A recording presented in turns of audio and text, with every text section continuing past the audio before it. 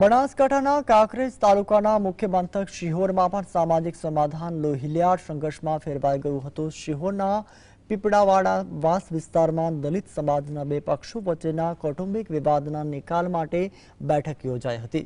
જોકે વાતચીત દરમિયાન મામલો બિચકાતા બંને પક્ષો વચ્ચે ઉગ્ર બોલાચાલી બાદ સામસામે ધોકા અને લાકડીઓ પણ ઉછળી હતી। આ અથડામણમાં કુલ 6 વ્યક્તિઓ ગંભીર રીતે ઇજાગ્રસ્ત થયા છે, જેમને પ્રાથમિક સારવાર બાદ સિહોરી રેફરલ હોસ્પિટલમાં વધુ સારવાર અર્થે ખસેડવામાં આવ્યા છે। ઘટનાને પગલે વિસ્તારમાં તણાવ પ્રસ્તાવ ચુસ્ત પોલીસ બંદોબસ્ત પણ ગોઠવી દેવામાં આવ્યો છે। ના કર્યું એમને અને સીધા જ મારવાનું જ પોઝિશન કરી। અમારા ભાઈઓ બે વાહન અમે મેલાના ભેગા કરીને ગયા, પણ અમને સીધા જ મારવા જ મળ્યા। અમને મારવામાં બેને મોહલ્લા દાડે અમને માર્યા, પણ અમે નહોતું આવા તોફો કર્યો। ભાઈ મટી જાત સારું છે, પણ એના છોકરા 5 જણાને આ અમારા બધાને બેઠા છેતરી માર્યા છે।